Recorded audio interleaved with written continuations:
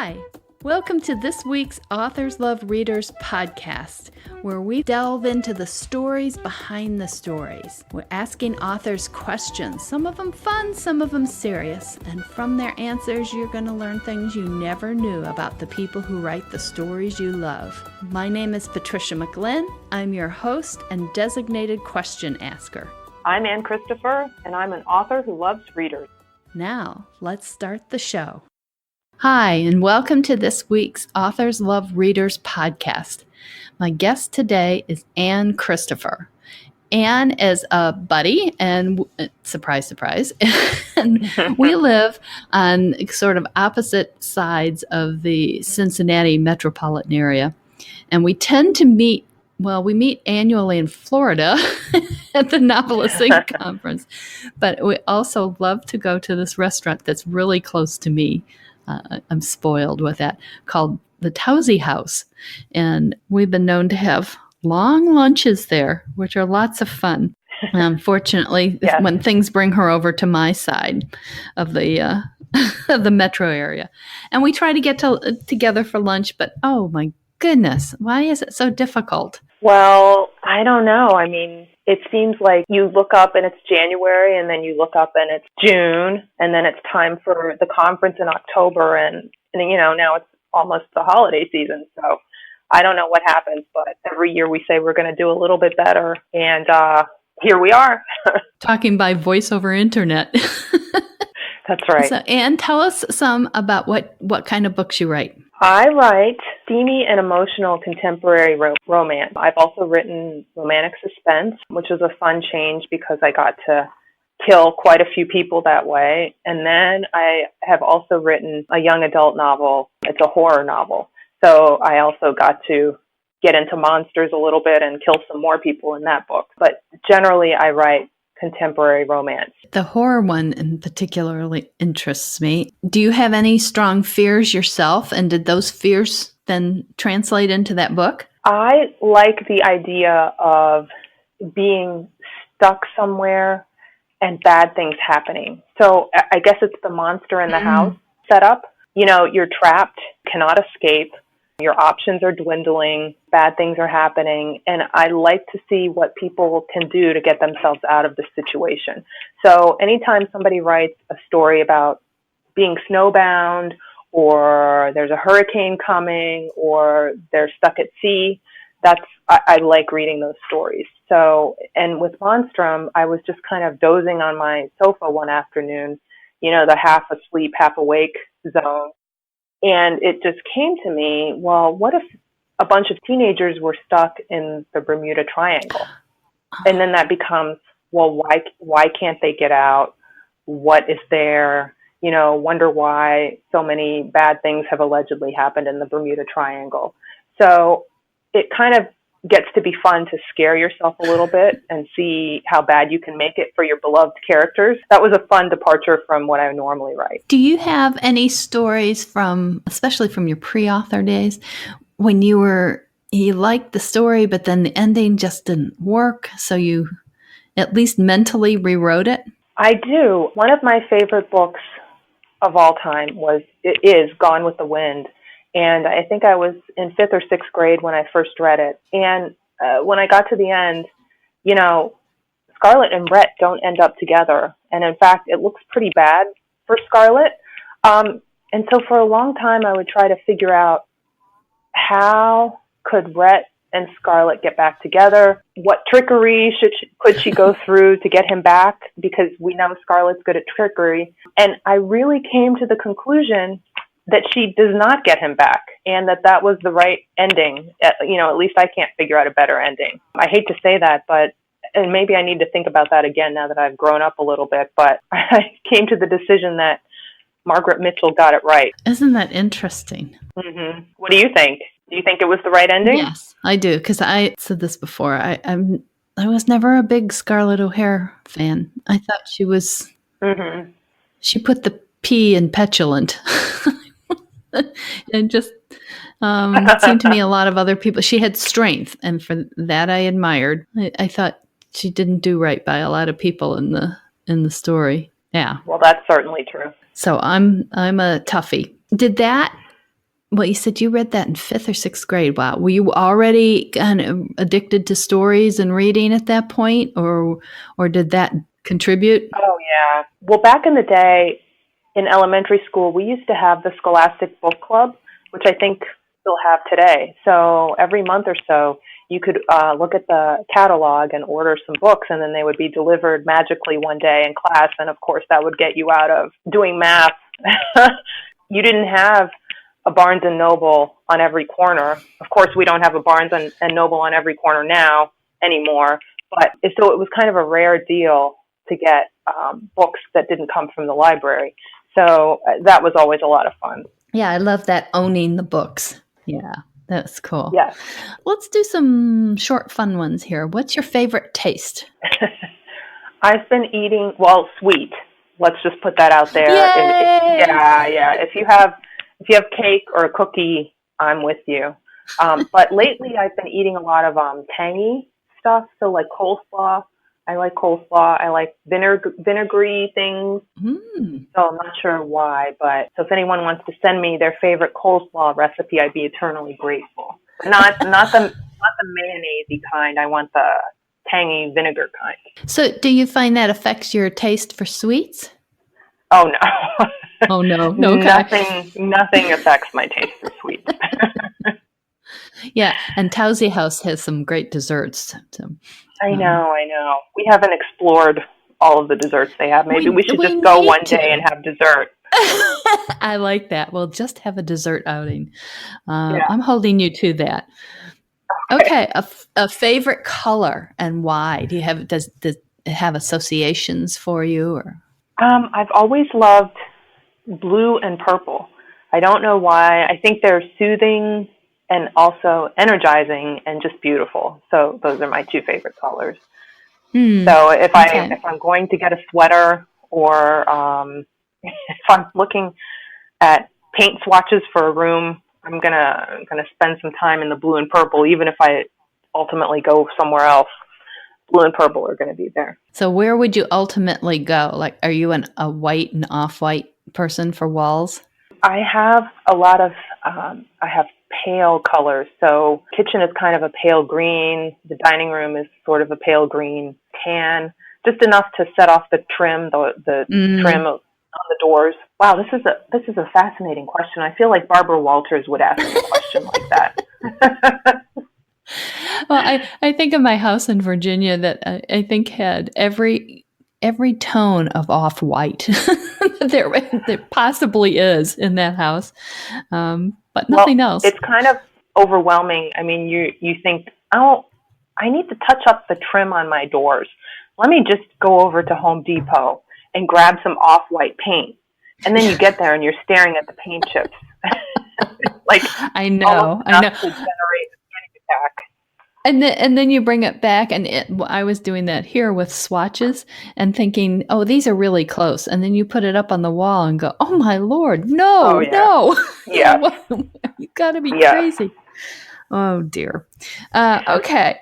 We did get off there. Do you have any things that, like, earlier in life you really worried about and it bothered you, and even to the point of fretting, but now you say, no big deal. Everything. So, like grades, and I'm an oldest child, and my younger sister is 5 years younger than me, so that's a lot of time to try to, try to worry about everything in your life and get everything right.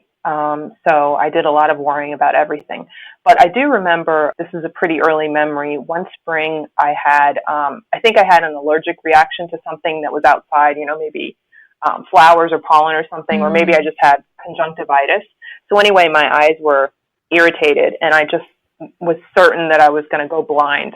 So that gives you a pretty good taste of where my mind goes sometimes. That's a writer's mind. That's a writer's mind, The what if. Yeah. That's exactly right. How did you get over that in real life? Clearly, you haven't. None of us have in fictional. Well, you reach a point where you start looking back and you think, you know what, I didn't go blind that time. Or, you know what, I never did flunk out of school. And you start to remember that generally things turned out okay.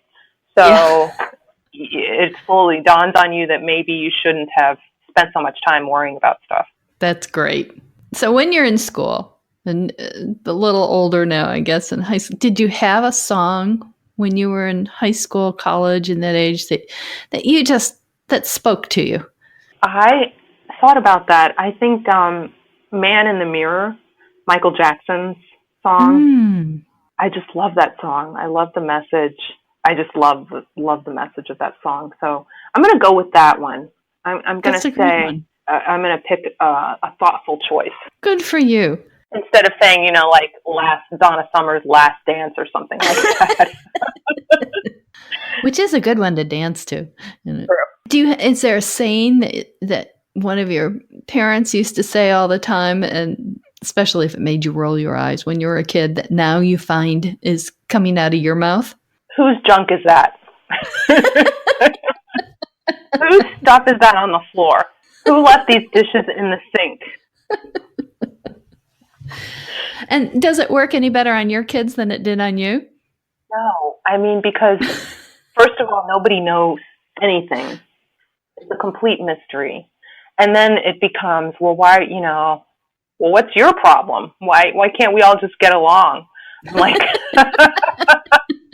because I'm the one who cleans the kitchen and leaves a perfectly clean kitchen and then comes back to a dirty kitchen. Like, does that seem fair? No.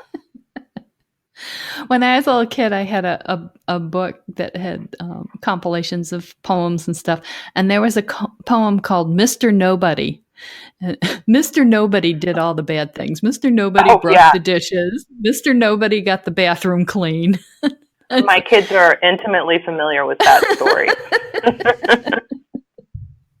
But since this is a serious interview, I did think about it, and my parents didn't really say this so much, but when I started writing, I came across a Winston Churchill saying, and I tried to figure out when he said it, and I couldn't nail that down, so it might be just an apocryphal story, but it's never, never, never quit.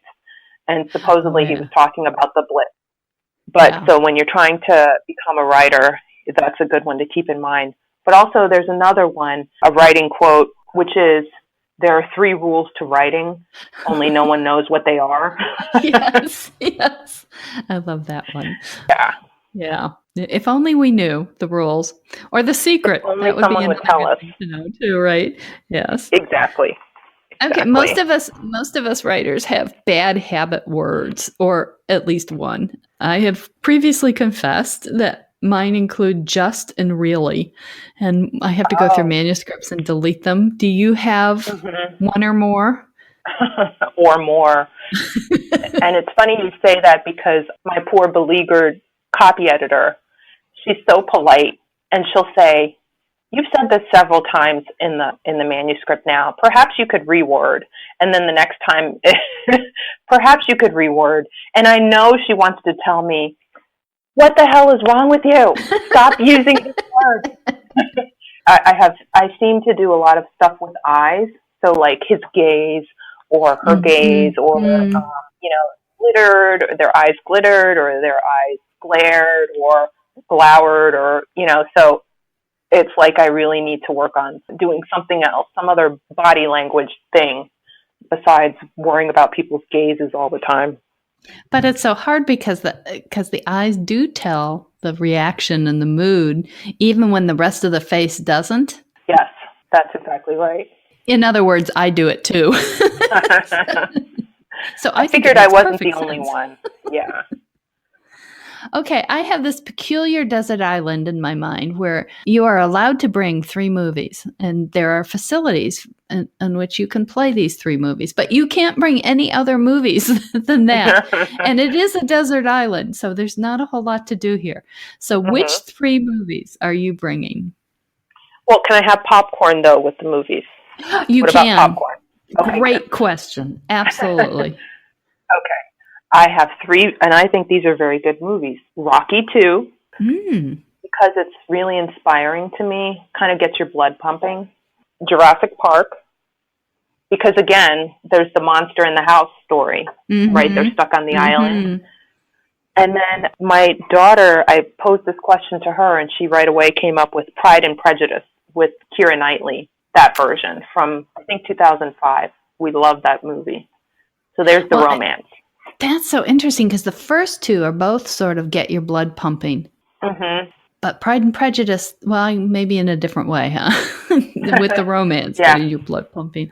Really interesting. Okay. But I want to give honorable mention to The Godfather, which I actually think is the best movie of all time.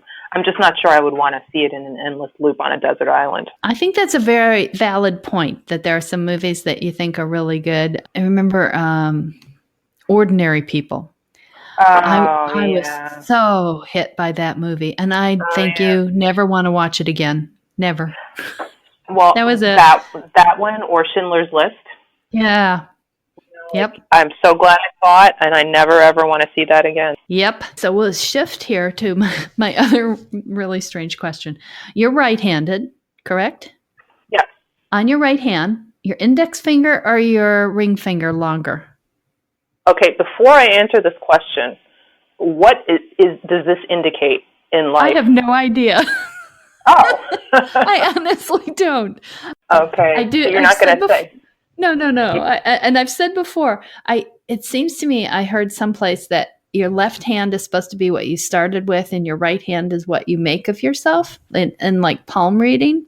I have no idea if that is applicable to which of your fingers is longer. And I don't know if that has any significance. I just thought it was kind of an interesting question. So you're not going to say one or the other has 20 points higher on their IQ. Anne, are you saying you don't trust me? What kind of answer do you want here? The truth. All I want is the truth. Okay. My middle finger is longer on my right hand. Your middle finger, yeah. But of the other two, the index or the ring finger, which of those two is longer? Oh, my index finger, is barely longer. Interesting. Okay. I have no idea what the significance is. Maybe a listener will tell us. Yeah, now we have a mystery. Yeah, they'll tell us when it's too late for people to try to stack the deck and answer what they want the answer to be. So, okay, I want to ask you a question from one of the readers. I'm going to read it kind of the way she gave it to us. Okay. Where do your stories come from? I know one author who dreams her stories. Another has a character suddenly taking up residence in her head. So how are your beautiful stories born? I don't know. And once you start writing a story, the initial idea gets absorbed in the story, so it becomes harder and harder to remember where it came from for me. The one story, Monstrum, came to me when I was half asleep. I get a lot of plot points from water-related activities, so in the shower or washing dishes or, like brushing my teeth. But those are also places where you're doing things that are just mindless. Mm-hmm. So you do them every day. You just kind of check out from thinking. A lot of stories come from what if. So like when President Obama was running for office, I thought, well, what if the candidate started a romance at this time? Well, who could it be? Who would be a really inconvenient person for a candidate during a presidential campaign to fall in love with? What about a reporter covering his campaign? That would be pretty hairy. So that became Campaign for Seduction. So a lot of times there's a what if. What if a drug dealer wanted you dead? Or drug kingpin wanted you dead? That became the anchor for the series, the Deadly series. So there's always a what if at the heart of these things for me. What about you? Most often they start with characters talking in my head, and usually they're disembodied voices arguing. It's almost always an argument. Once in a while, it started with something else. My second book has a modern day Irish immigrant to the U.S., and that stemmed from being in Ireland and talking to an elderly man in a pub, and he said, and will never forget this. He said, Ireland's greatest export has always been its youth. Oh. And it got me thinking the what if or why. Why would somebody emigrate in these days? My ancestors immigrated, there wasn't food. They had really good basic spur to get them to move. And so that's sort of what started the whole thing. Yep. Interesting. But most of the time it's people arguing in my head. So they don't just get along. Well, there's some conflict there. There's yeah. And that's the basis of a good story. Yeah. And then they have to go, backwards of how they got there and forward of where they go from there. Because it's almost always something that usually it ends up being a scene in the middle of the book. Oh, okay. Because I don't write in order, as you know. But how about you? Where do you start? Once you have this idea, how do you then turn it into a book? Well, I start at the beginning and I go until the end. How radical! So actually, that's not technically true.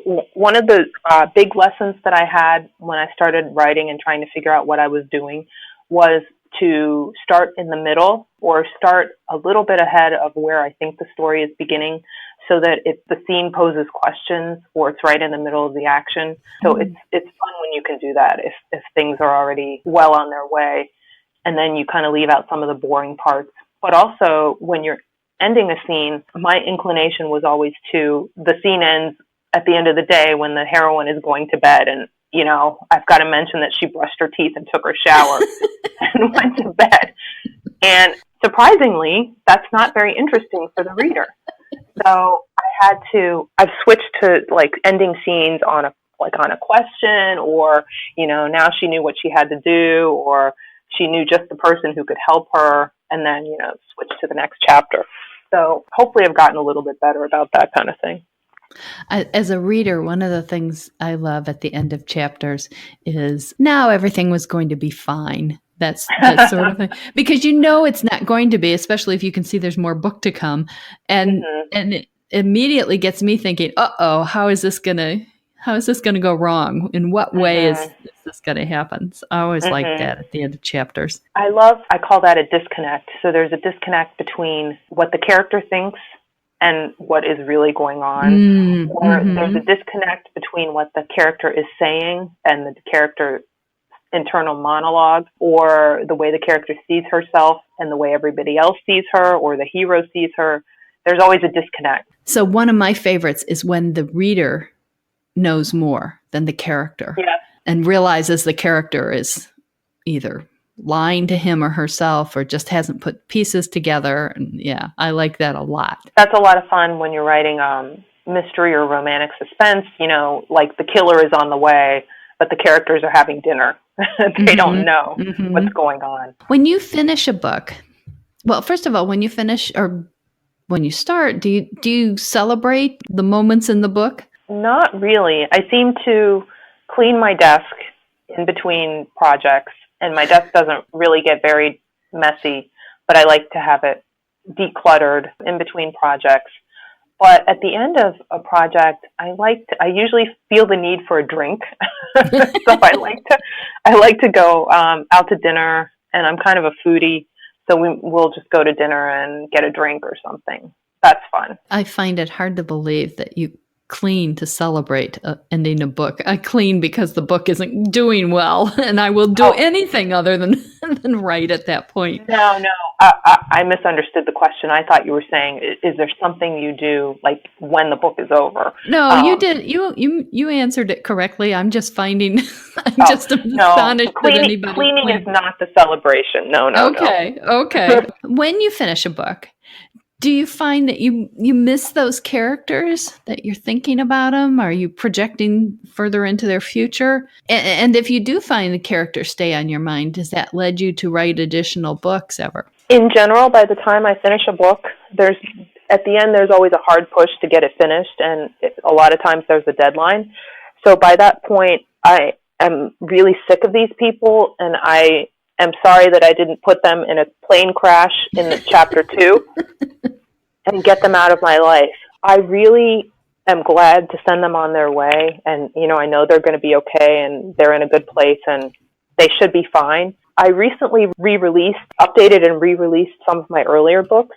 And it was really hard to go back in and reanimate those characters and figure out, well, where would they be now when I wrote some epilogues? So that was hard. But all that said, I do find myself rereading some of my earlier books. And I would say within the last year, I have reread all of my books. And it has been sort of checking in on old friends and seeing what it was like to be back there in that moment. It's a strange phenomenon because a lot of the stuff I wrote, I don't remember. And, where did that come from? I don't remember any of it. Where did that come from? I think yes. Most of us have that. But now that's really interesting that you've reread your books. And what has that shown you about how you've changed as a writer? I do not believe in semicolons anymore. I've gotten rid of a lot of semicolons. I have tightened up my prose quite a bit. It still needs to be tighter. I've gotten rid of a lot of descriptions. We don't need to know that everybody's living room is from Pottery Barn. That doesn't add anything to the story, really. So I've gotten rid of a lot of that stuff. I think those are the main things. I think a lot of us have really learned to pare our stories down to really zero in on the core of the story. And sometimes I find myself reading older books and missing some of that decor, some of the added aspects of the books. Oh, You want to slow it down a little bit. I guess that's it. And maybe some more patience with the characters too. I don't know if I'd want it all the time though. So that's an interesting question. And it'd be interesting to hear from readers how they feel about that. Oh, ask a reader how they think an author's writing has changed over the years. Or ask readers whether they miss those books that were a little slower and had more decor.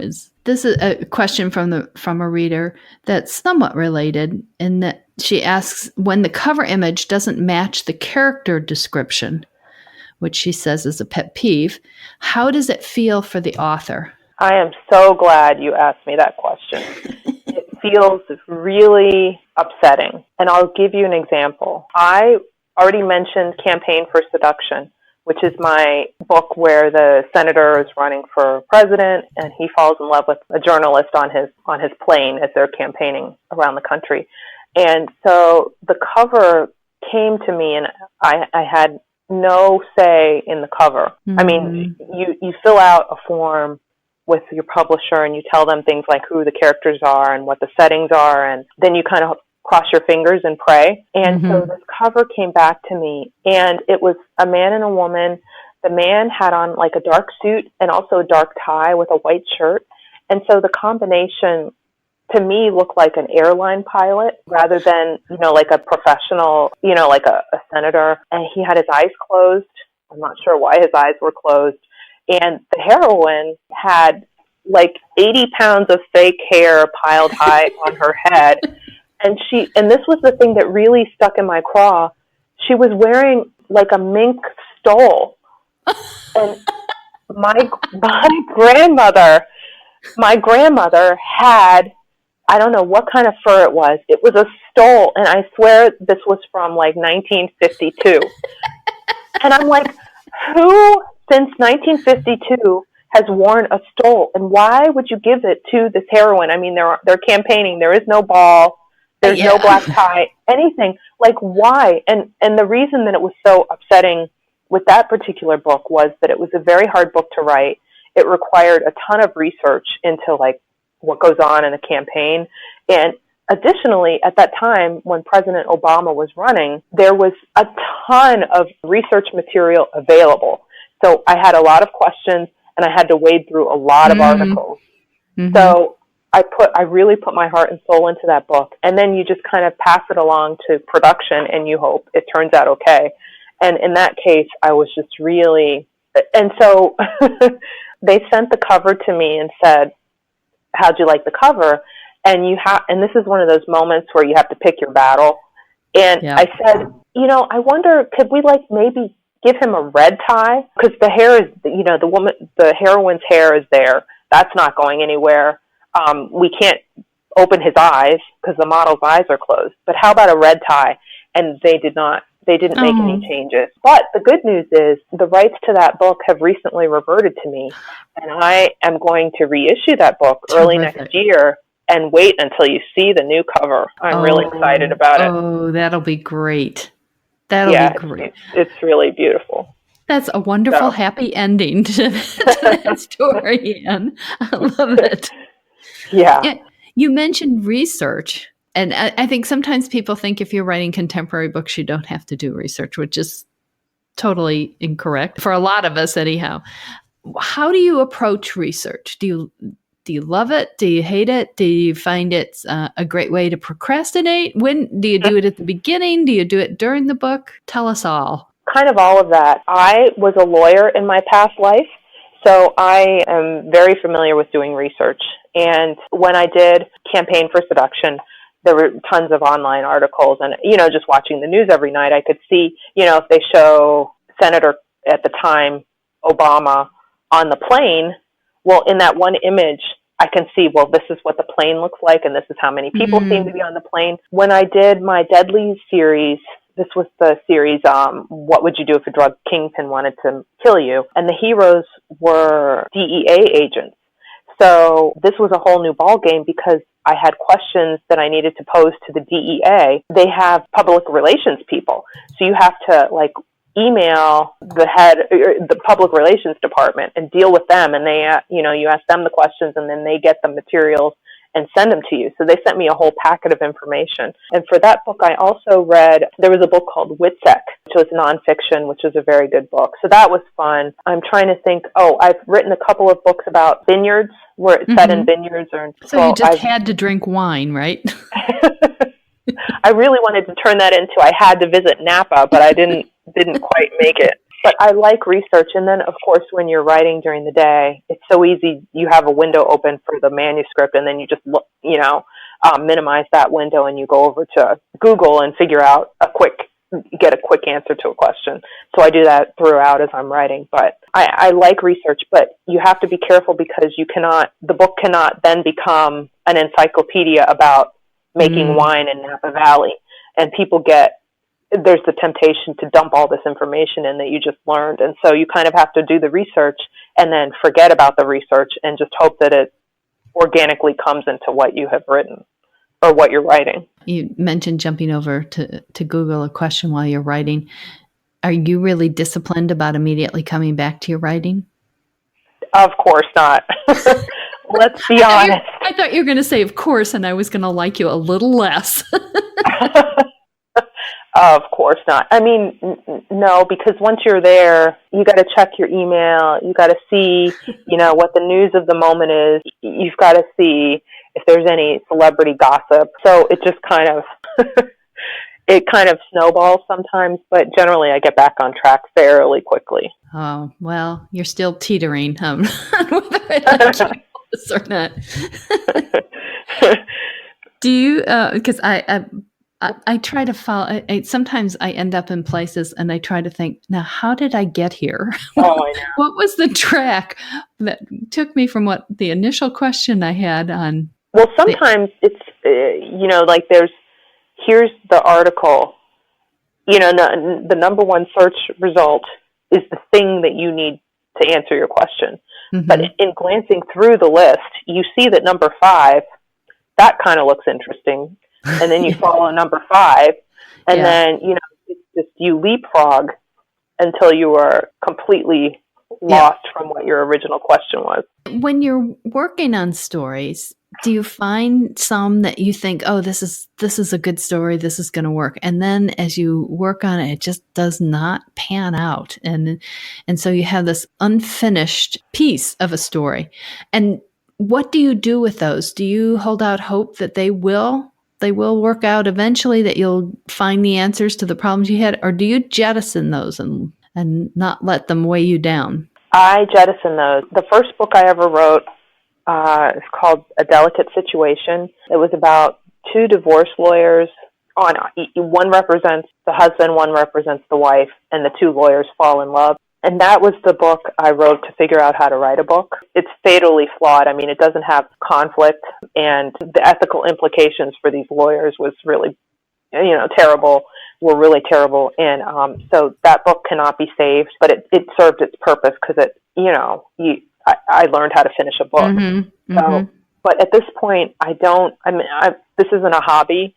So I'm not, for me, I don't like exploring where the story is going to take me. I mean, I want to get to the end. I want to have a finished product so I can put it out there and make some money with it. So I don't really, I guess, give myself permission to mess around with stories and see where they go and then put them aside. Plus, I really like to finish things. I'm task oriented, and it just bothers me too much to know that there's something out there that's not finished. So you said before at the end of the book, you're like, okay, get this thing done. And I totally empathize with that, especially when you have a deadline and you feel like, you've been doing your part and the characters have been dragging their feet. So come on, you guys. But what is your favorite part of the process? So when I finish a first draft, I like to put the book away for a week or more. And then it's even better if I can put the draft away, start something new, and then go back to the draft. Mm. You can take a week or longer. It becomes very easy to see what's wrong with the book and how you need to tweak it and how you need to tighten up the language. And if you wait a little bit, it's not so terrible to slice and dice where you need to. Because if you finish the book, for me, if I finish the book today and then I sit down to edit tomorrow, it's all too precious for me. Yeah, you're still too close. Yeah. I can't be objective about it. I like going back in and saying, well, that's not really, I said he walked, but really, he kind of ran, is walking the right word here. I like tinkering with the words. So I guess that's probably my favorite part. You mentioned a couple of times that you were a lawyer, and then that first completed manuscript that you had lawyer characters. Would you go back to the law if you weren't writing? No, I did not enjoy it. I think if you're going to be good at something in life, that's your career, you have to really enjoy it. And maybe you'll be proficient in it, but you're never going to glow. It's never going to be, you're never going to be outstanding because you don't love it. Mm-hmm. And so I guess I was a proficient lawyer, but I never loved it. I did divorce work, and that's really hard. I'm much more interested in getting people together than separating them. Yeah. So I don't think so. What would you do if you weren't writing? Or what did you want to do before you were writing? I initially thought I was going to go to medical school until I got to organic chemistry and physics. Yeah. And that set me straight really quickly. Before I started writing, I also thought I might like to write children's books. So I gave that a try and had a lot of rejections there. There was a period where I thought I might want to bake wedding cakes because I like doing that. Oh. And I actually volunteered for a while at a bakery here in town. Well, it was the bakery that did our wedding cake for us.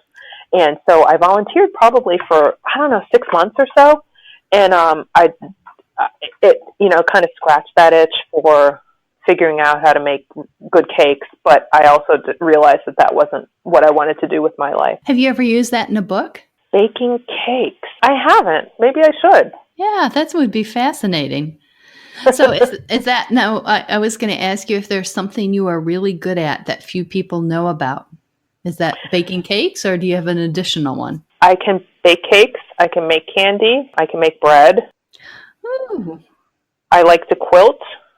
Wow. Oh, and this is important. Make sure this makes it into the final interview. I'm a student of the O.J. Simpson case. So I read everything about the case. I watched all the coverage, watched documentaries. I even read O.J.'s book, I Want to Tell You. That shows you how dedicated I was to that case. Have you ever thought about using that in a book? Now, how would that work? How would I use that? Well, somebody who was fascinated by the case, and then maybe they encountered a somewhat similar scenario, but not exactly. But they kept trying to apply the case to it. Oh, that's off the top of my head. All right. Now you're going to want a royalty if I put that in a book. You bet. I get a percentage. At least a free lunch, huh? A free lunch. I could do that. From the time you start a story until the end, do you find that they change a lot in the course of the writing, or is it pretty much what you envisioned at the beginning? Pretty much what I envisioned, but, normally if you're writing contemporary romance, it's going to end with a happily ever after of some version. So very often it's them telling each other that they love each other for the first time, or they're getting married, or they're having a baby. So there are these landmarks that you kind of typically reach when you're writing a romance. What about you? Do your books change that much? Oh, yeah. Oh, they do? Because I don't really have a concept at the beginning. So maybe that's not true, because they go from nothing to something. But yeah, this characters arguing in the beginning, and I have to figure out where they're going to go to. But yeah, sometimes they do. I've told this story because it had a real impact on me. The end of 2016, I was writing a murder mystery called Look Live in my Caught Dead in Wyoming series. And I was feeling good because I was ahead, and we know how seldom that happens. And I was tootling along, and lo and behold, I literally looked at the screen, and the guy I thought was the murderer ended up dead. What do you mean he ended up dead? He ended up dead. There was the words gremlins, on the screen saying the gremlins in your computer killed the guy. The gremlins in my brain, I guess, and I couldn't undo it. He was dead. So then I had to figure out who the real murderer was, since I'd been led astray. And because I write out of sequence, I had written some stuff, revealing him as the murderer. Gee, he wasn't. So I had a lot of work to do. So yes, mine often, for once I had a conception of what it was going to be, and I was wrong. So that's a lesson to me. No thinking ahead. We've known each other for a long time, and we're good friends. And I say this with great affection, and I'm sure that's how you will take it. But your way of writing sounds like a complete nightmare to me. I could not see, I would be if I was on deadline and I didn't know what the story was going to be about or who the killer was, and I'm just writing, maybe I'm too much of a control freak. It just sounds like a nightmare. Doesn't that make you anxious? I guess I've done it enough times to be optimistic that it will turn out. When I was traditionally published and having to do synopses, the books never followed the synopsis, and they would go way far away from the synopsis. So I came to not trust figuring out ahead of time, because it almost like I'd waste time trying to make it do that. So yep. I think it's Joe Beverly who calls it flying into the mists. I'm definitely a mist writer. I will see a few things. It's like I say, it's like looking across a field through fog, and once in a while, one piece will be really sharp and clear, and that it can be the smallest, weirdest thing, but that has got to be in the book. I know that. Everything else, I'm sort of pushing my way through the mist. Well, that's interesting. I kind of see it as driving from Cincinnati to Hilton Head. Like, I know I'm going to go through Knoxville, Lexington, and then Knoxville, and then Asheville, and then Columbia, and then eventually I'm going to get to Hilton Head. But when I get to Asheville, there may be construction in the road. I may have to detour around a little bit, but I know that those major things are going to happen. But you see much less of your story starting out than I do. Sounds like. Yeah, I could start from Cincinnati and know that I am going to Hilton Head and end up in Albuquerque. Yeah. See, no, I would never do that. But you got to just kind of relax and go with it. So it's my feeling. Yeah. Well, it's just interesting to see how different people have different processes, and in the end, everybody turns out a book, so it all works.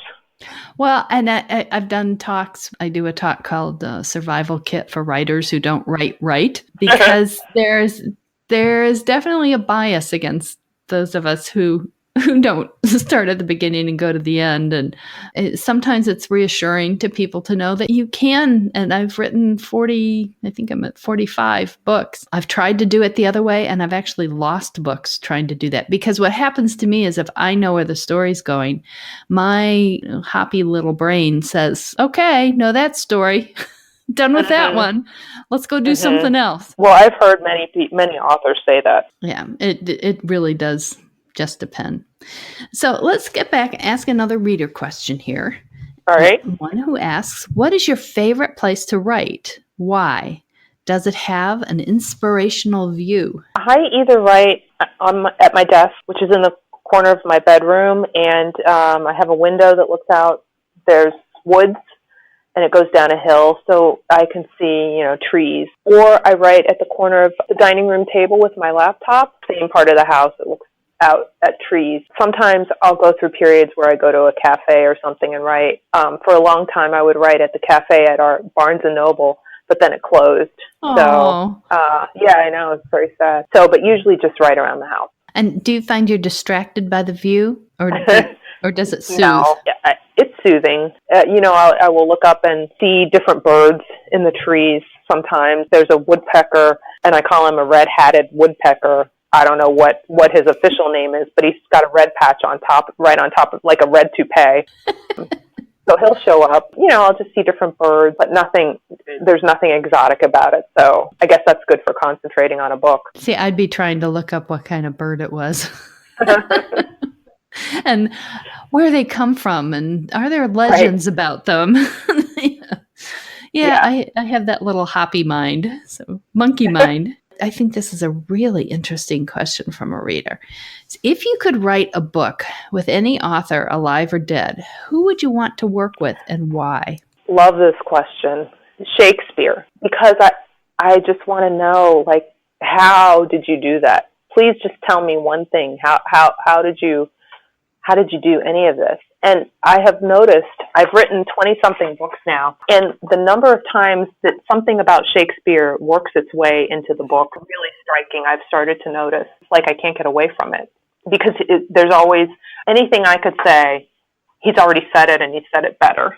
So it just kind of works its way into whatever I'm writing. That's a great answer, too, because you would know definitively who he was. I love it. So then I'd know who he was. Yeah. And did he really write it all? Well, even assuming one person and the person from Stratford-on-Avon wrote all the stories, he did borrow a lot from other stories, and as we all do, and reworked them and made them his own, but from other source material. Well, right, and I'm fine with that because I know there are no new stories really, but it's the way he said them and the language he used. That's what I want to know about. That's a fabulous answer. I love that. So what do you read for fun? I read a lot of nonfiction. It's gotten to the point where reading romance is like being at the office. It's hard to turn my brain off if I'm thinking, I would never write this well. I'm such a hack. I stink. Or, I write way better than this, which is not good either. So I read a lot of nonfiction. I'm trying to think what I have recently read. I reread John Krakauer's Into Thin Air about the disaster on Everest in 1996, which is a great book. I like to read that kind of thing. But also, I read before I go to bed, and between my attention span and my being tired, it usually turns out to be about 3 pages, and then that's it. You have to read things that are broken up well for you. Yeah. I understand that too. Now, for a reader who has not read any of your books, where would you say was a good entry point? If the reader likes romantic suspense, I would say they should read Deadly Pursuit. This is the vengeful drug kingpin going after the DEA agents who brought him down. And Deadly Pursuit is actually the first in the series, and it's free.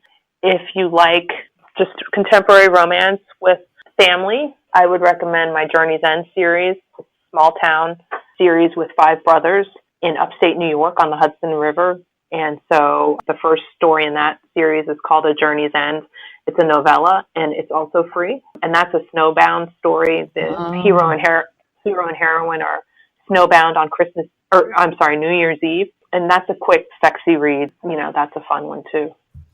Do you have any books that you find that even your loyal readers have overlooked? Just hasn't gotten as much attention.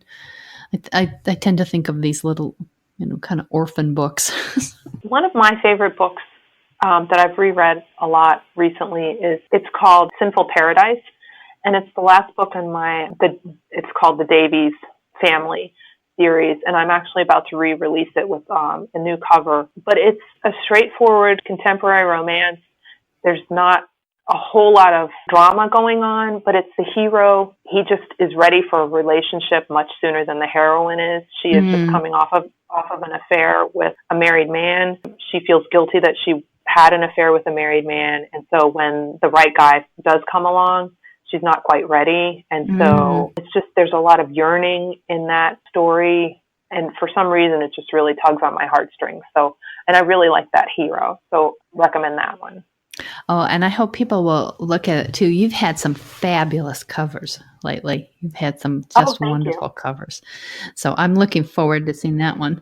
Thank you. I'm going to re-release actually 2 series next year, the Warner family series and then the Davies family series. And that'll probably be, I want to say, January, February, March, something like that. So those will be coming soon with new covers. That's great. And that's 2018 because we're recording this a little early. Yes. So yeah, letting folks know. When you do hear from readers, what sort of experiences have you had with interacting with readers? Oh, well, I love hearing from readers who, one of my all-time favorite was a reader who wrote to say, and I wish I could remember which book it was. She said, "You almost made me miss my flight." She said, I didn't hear when my flight called. And she said she was sitting there reading and was so engrossed that she just didn't hear the announcement. And I'm very sorry that she almost missed her flight. Yeah. But on the other hand, I'm very happy too. What a great compliment. That is wonderful. Yeah, it was a great compliment.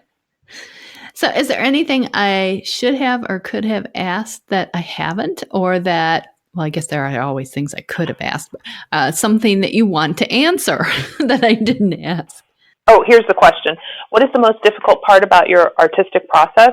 And this goes to people who want to write, aspiring writers. For me, it's getting started. And, and this is not just page 1, first paragraph. This is every day, like sitting down, getting back into the scene and getting going again. And I think it has to do with the fear of getting it wrong, which is perfectionism. And I think that can really, really hamper writers. And I say this, I haven't mastered this, but if you can let that go, or if you can be aware that it's an issue and try to let it go, I think it will definitely help you along in your writing. But it's a battle that I face every single day. Yeah, it's definitely an ongoing battle. Have you read The War of Art by Stephen Pressman? I've heard of it, but I haven't read it. Does he recommend it? I do. I've heard him do some other interviews where his views on romance writing did not coincide with mine. Isn't that tactful? Mm-hmm. But that book, I thought that is recognized some truth that a lot of us, that I know I face. And you know what? It has short little sections you could read right before you go to sleep. You would make it. Kind of book. Yes, it is. Absolutely. Where can readers find out more about you and your books? On my website, it's Anne Christopher, and there's no E in Anne. Christopher, like the boy's name, .com. I'm also on Facebook at Anne Christopher Author, and Twitter, but the best way is through my website. Terrific. And we will include those URLs in the show notes, as we do for each of our authors, because it's so much easier I'm projecting. For me, it's so much easier to follow a link and see it in writing than to try to catch it on the fly orally. I agree. Okay, here we come to my very favorite part. These are either or questions. No multiple choice, Anne. Either Oh, or. okay. So, okay. Cowboy boots or hiking boots? Hiking. Cake or ice cream? Cake. Day or night? Day. Dog or cat? No, I can't. Because I have two rescue dogs and two rescue cats. So that's very, very right down the middle. Yeah, you're not a sucker at all, are you? Says the owner of my third rescue dog. Okay, I'll let you go on that one. Toenail polish or bare toenails? Polish. Mountains or beach? Beach. Tea or coffee? Both. No, I gave you the dogs and cats, but you have to pick one. Tea. English breakfast tea. Ooh, tea that tastes like tea. Wow. Cruise or backpacking? There's far too much nature involved in backpacking, so I'm going to go with cruise. Sailboat or motorboat? Oh, sailboat. Leggings or sweats? Leggings. Gardening or house decorating? House decorating. Paint or wallpaper? Paint, and let me tell you why. When our house is about almost 100 years old, and when we got here, the former owner had painted over the wallpaper. Never do that, people. Never, never do that. And so I had to, and of course it was very busy wallpaper with flowers marching up and down, and I hated it. So, and it was old, so it would start to flake flake and peel. So getting rid of it involved a steamer and scraping inch by inch across the wall to get rid of this wallpaper. So I will tell you, all the way. Old wallpaper paste is part of the reason I started to write, because I had a house in Arlington, Virginia, where they had wallpaper and then painted, wallpaper over that, and then painted. Oh. Wallpaper, 4 layers in the minimum, and one room had 6. And the only way I could get this stuff off the plaster walls was to take a wide-bladed putty knife and chip it bit by bit. That's what I did. By bit. Yeah. But I didn't have 6 layers. My gosh. Well, the good thing is I figure I gained about an inch all the way around the house. But yes, I'm with you there. I'm with you there completely. Yeah. Okay, but we have a couple more. So I'm going to ask you mustard or ketchup? Mustard. Best china or paper plates? Paper plates all the way. Okay. Save the best for last, and this is the last one. Save the best for last or grab the best first? Well, as a dessert person, I'm going to say save the best for last. That's excellent. Thank you so much, Anne. It was great talking to you, and always is. We always have a good time. I really appreciate your being on the podcast.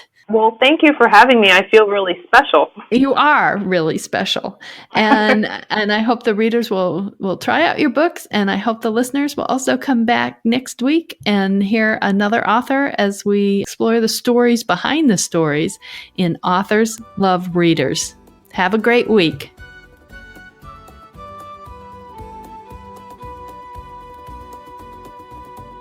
That's the show for this week.